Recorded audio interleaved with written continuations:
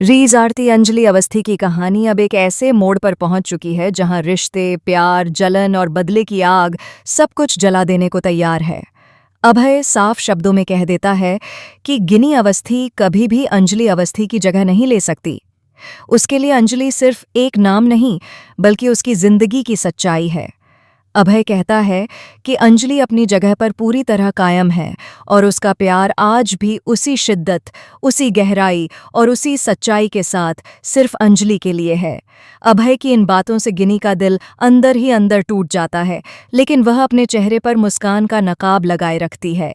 वहीं गिनी अंजलि से कहती है कि अभी तक वह बंगाली बहू नहीं बनी है, लेकिन शादी के बाद वह पूरी तरह बंगाली बहू बन जाएगी।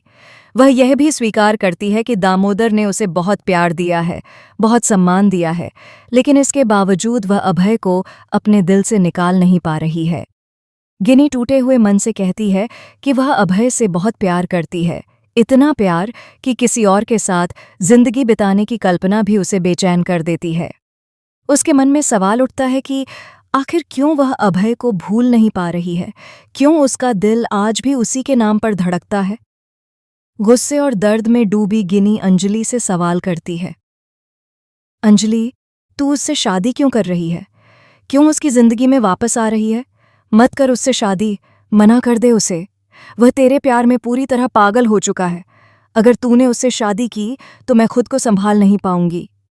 गिनी का दर्द धीरे धीरे पागलपन में बदलने लगता है।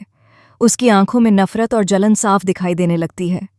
वह चीखते हुए कहती है कि वह अंजलि को मार देगी, यहाँ तक कि अपनी ही बहन को मारने से भी पीछे नहीं हटेगी। उसका यह रूप आने वाले खतरे की चेतावनी बन जाता है। इधर कहानी एक नया मोड़ लेती है जब आरती और वेद बनारस घूमने निकलते हैं। दोनों अपने अतीत से दूर कुछ सुकून के पल बिताना चाहते हैं, लेकिन उन्हें नहीं पता कि उन पर किसी की नज़र है। गिनी चुपचाप उनका पीछा करती है और हर कदम पर उनकी गतिविधियों पर नज़र रखती है। आरती को चारा बनाकर युवराज ठाकुर और रानी मौजूमदार अंजलि को बनारस बुलाने की साजिश रचते हैं।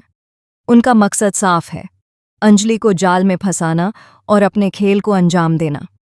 लेकिन किस्मत यहाँ भी खेल खेलती है, क्योंकि महक ठाकुर उनकी सारी बातें सुन लेती है। महक युवराज से साफ शब्दों में कहती है कि वह ऐसा नहीं कर सकता, यह सब बहुत गलत है और इसके नतीजे बेहद खतरनाक हो सकते हैं। महक तुरंत अंजलि को फोन करके सब कुछ बताना चाहती है, लेकिन तभी फोन बीच में ही कट हो जाता है।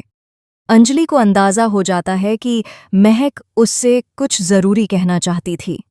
उसके दिल में डर बैठ जाता है कि कहीं कुछ गलत तो नहीं होने वाला। उसे यह भी समझ आ जाता है कि युवराज ने जानबूझकर महक को बोलने से रोका है।